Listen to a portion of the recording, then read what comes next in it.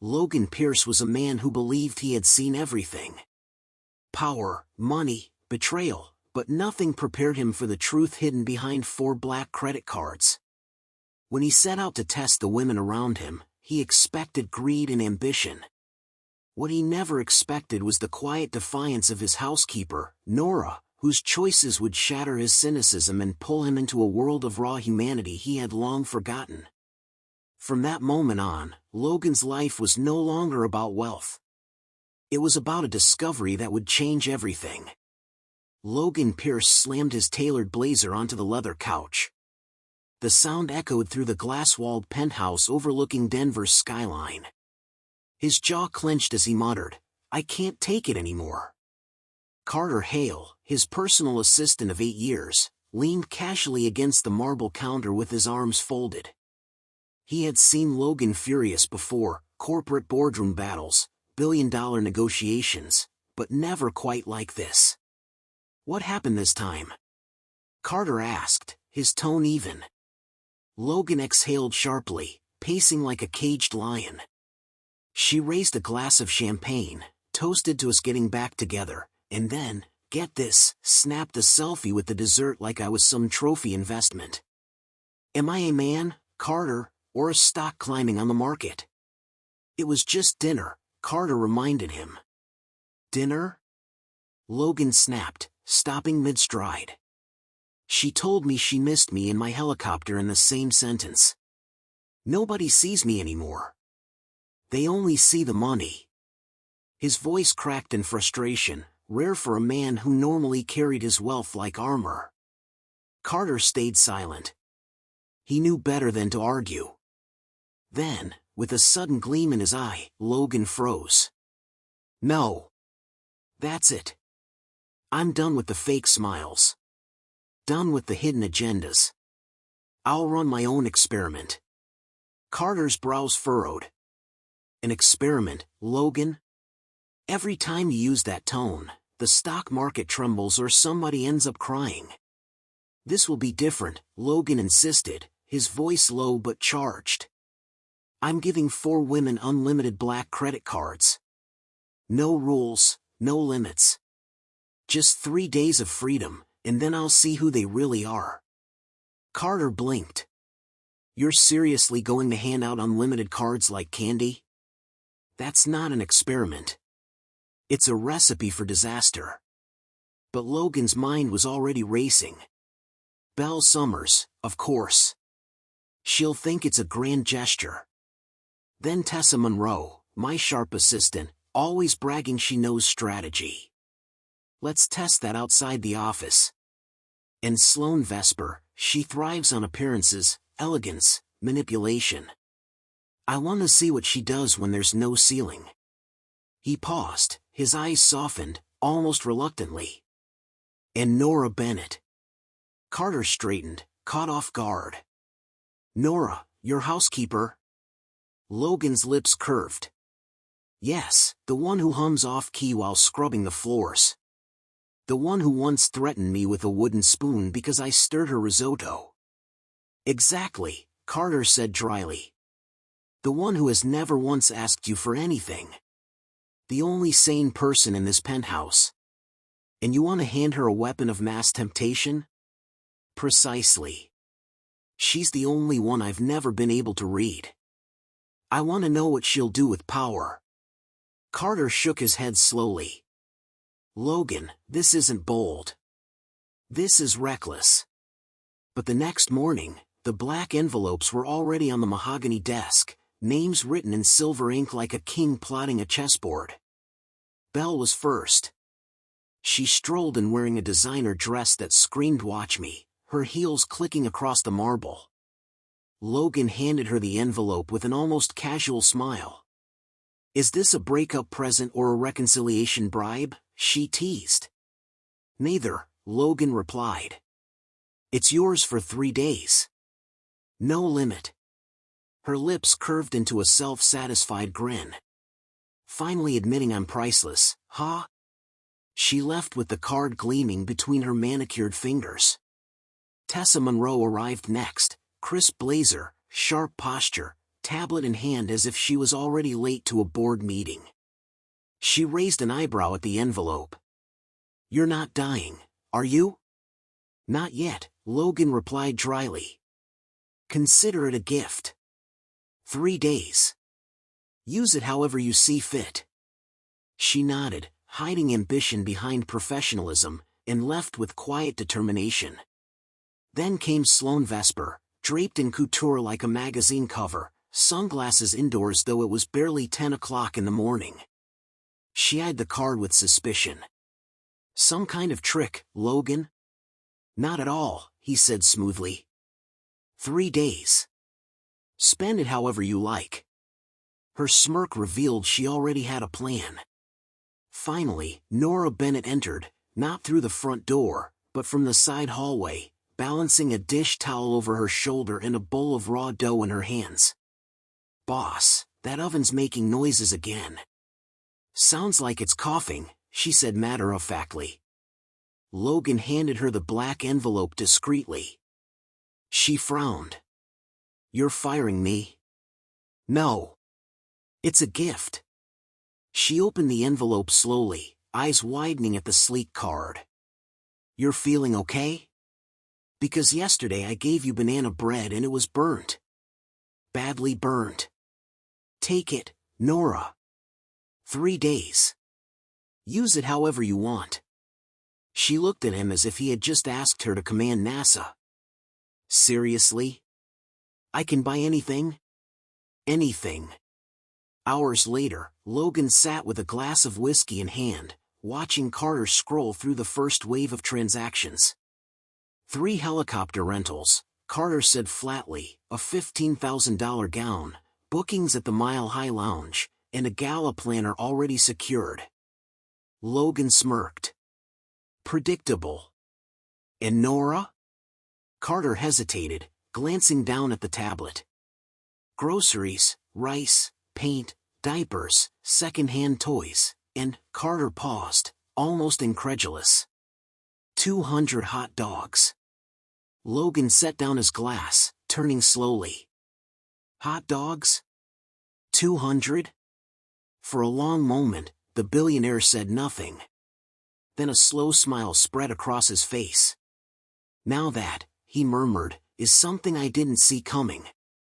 And deep down, Logan Pierce felt a spark of curiosity he hadn't felt in years. The kind that could change everything. Do you think Nora's choice with the credit card shows her true heart? Yes or no? Logan Pierce couldn't get the transactions out of his mind. Helicopters, designer gowns, and gala planners were exactly what he expected from Belle, Tessa, and Sloane. But Nora Bennett? Groceries, toys, paint, diapers, and 200 hot dogs. That was something altogether different. By the next afternoon, he had reached the point where he couldn't sit still. Curiosity gnawed at him like a restless animal. He told Carter he needed the address of the van Nora had rented, and before long, he was driving a black SUV through a part of Denver he had rarely set foot in. The streets shifted from glass towers and luxury shops to small, modest houses with trimmed lawns and kids' bicycles left on porches. It felt like a different world entirely. At the end of a quiet block, Logan spotted a small brick building with a weathered sign that read Riverside Haven Children's Home. Parked out front was the van, its back doors open, and there was Nora, wearing jeans and an old t-shirt, her hair tied back in a messy bun. She moved back and forth carrying colorful boxes inside with an energy that made the air around her feel alive. Logan leaned against the SUV for a moment, watching her. He could hear her laugh even from across the street, a sound unpolished but genuine. His chest tightened in a way he hadn't expected. After several minutes, he decided he couldn't just stand there anymore. He crossed the street and stepped inside. At the front desk, an older woman looked up. "Hello. Can I help you?" "Logan Pierce," he said, offering a hand. "I heard about the wonderful work you do here. I'd like to take a look." The woman smiled warmly. "I'm Helen Whitaker, director of Riverside Haven. We're only able to do what we do because of generous people like Nora. She's been a blessing. Logan blinked. Nora? A blessing? Helen nodded. Yes, she's here almost every week. And today, thanks to her, the children are having a special party. Intrigued, Logan followed Helen through the hallway until the sound of laughter spilled out into a wide courtyard. What he saw made him pause in his tracks. There were balloons tied to trees, long tables covered in bright paper, and children running in every direction. And right in the middle of the chaos was Nora, dressed in a clown costume complete with oversized shoes and a red rubber nose.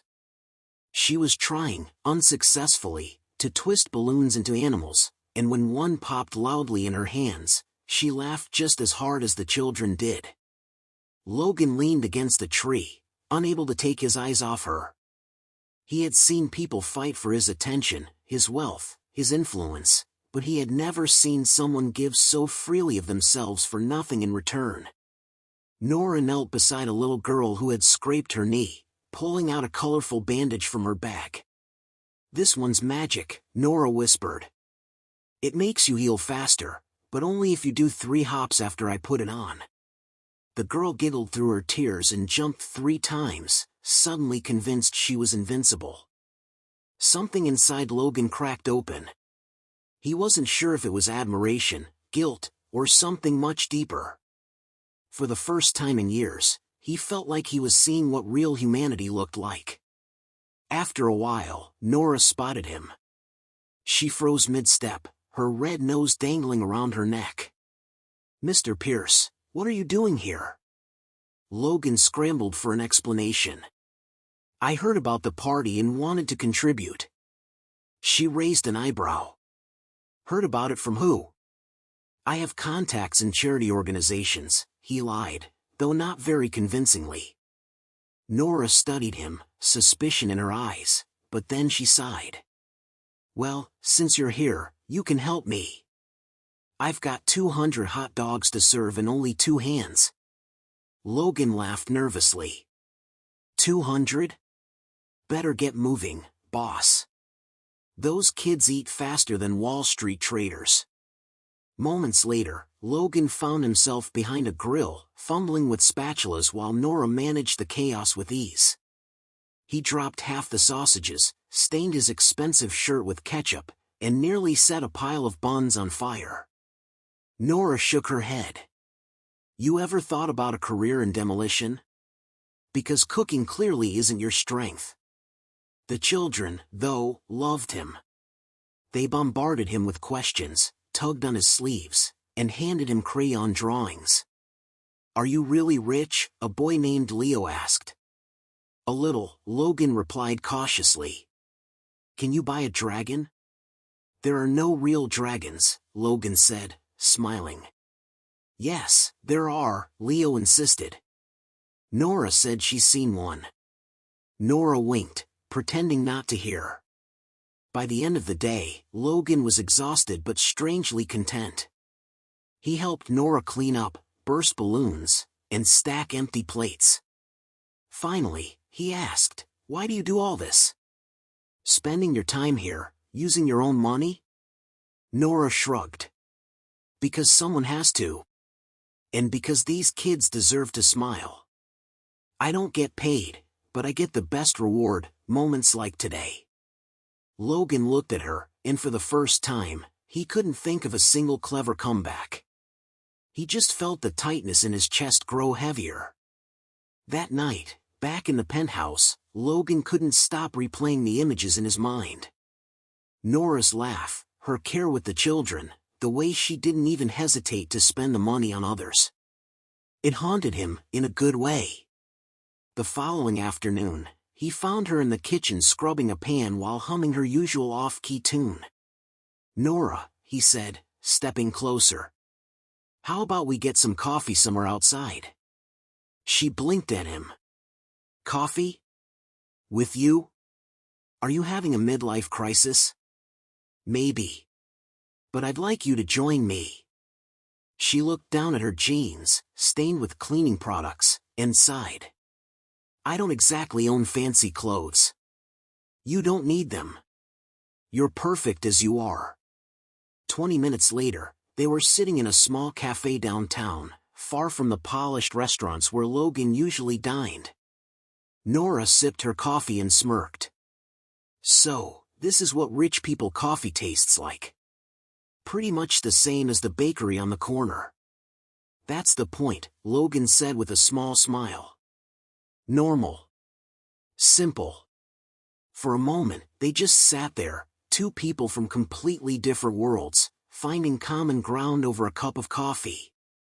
And Logan realized that maybe, just maybe, this was the most extraordinary experiment of his life. What about you? Do you think Logan's curiosity about Nora will grow into something more than admiration?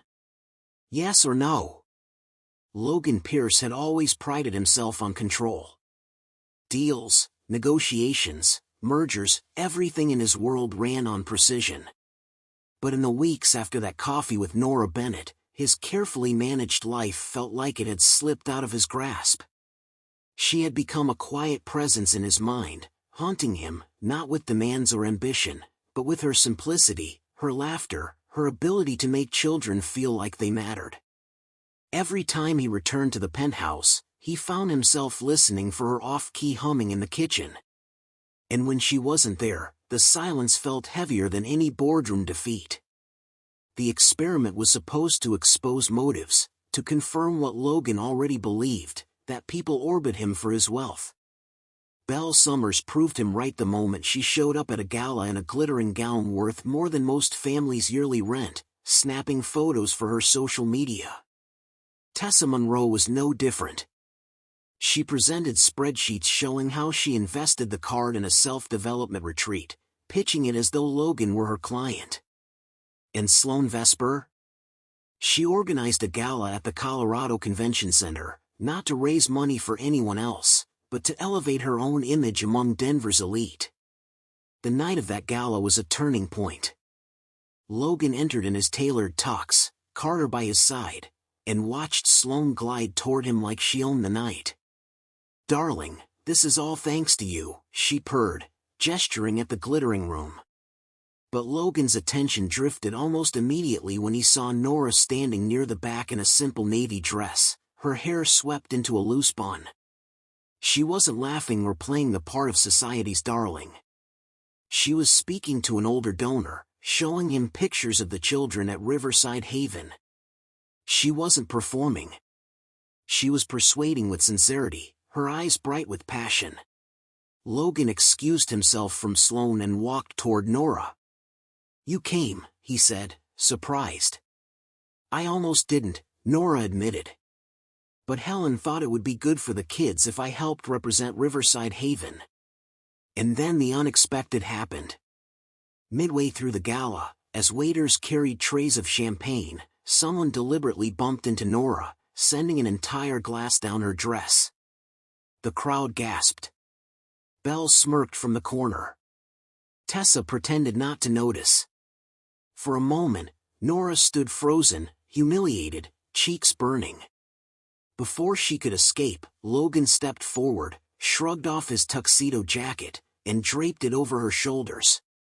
The most important person in this room isn't the one wearing the most expensive gown, he said loudly enough for those nearby to hear. It's the one who came here to make sure children get a future.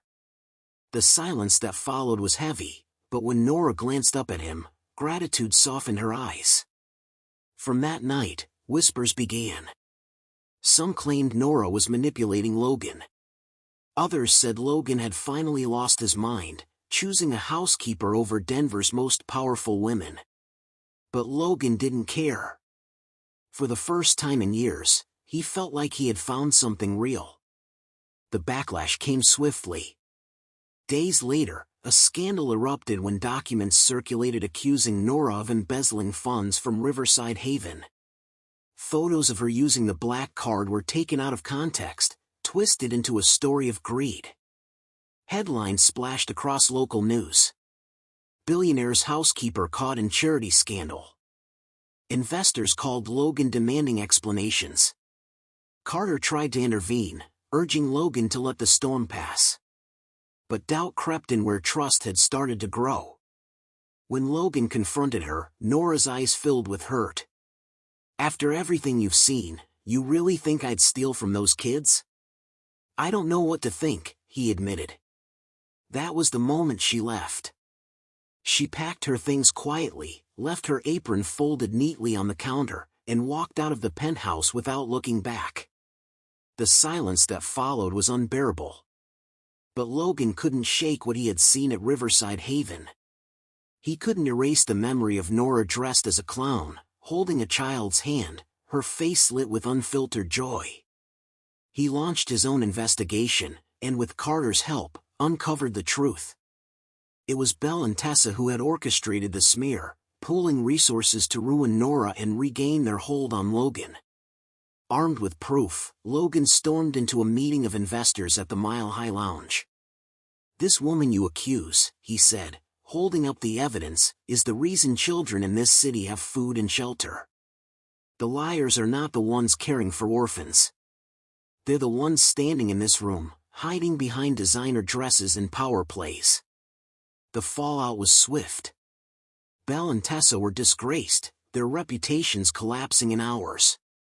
Sloane quietly slipped out of sight, unwilling to take the blow publicly. But Logan's mind wasn't on revenge. He drove straight to Riverside Haven. The children swarmed him the moment he entered, tugging at his sleeves, begging for stories. And then he saw Nora, kneeling on the floor, helping a boy with his homework. She looked up, and the silence between them said more than any speech could. "I was wrong," he said quietly, "and I'm sorry." Nora studied him for a long moment. Then she asked, "Do you believe me now?" "I don't just believe you," Logan said, his voice cracked. "I want to stand beside you, not as your boss, not as your experiment, but as someone who finally understands what it means to give." Her eyes glistened, and for the first time, she let herself smile. Months later, the penthouse was no longer a fortress of silence. Children from Riverside Haven visited every weekend, their laughter echoing through rooms once empty. Logan and Nora worked together to expand the home into a foundation that touched lives across Denver. Carter often joked that Logan had finally found his most profitable investment, not in stocks or real estate, but in love. On a summer afternoon under a canopy of string lights in the courtyard of Riverside Haven, Logan and Nora exchanged vows. The children stood around them as a makeshift choir, their voices off-key but filled with joy. There was no designer spectacle, no grand gestures, just something rare and priceless. Honesty, forgiveness, and love. And for the first time in his life, Logan Pierce felt like he wasn't alone at the top. He was home. What about you? Do you think Logan truly deserved Nora's forgiveness after doubting her? If this story touched you, comment 100 down below so I know you stayed with it until the end. Tell me which country you're watching from. I'd love to know how far this story traveled. And if you believe more people should hear stories like this, please share this video with your friends and family.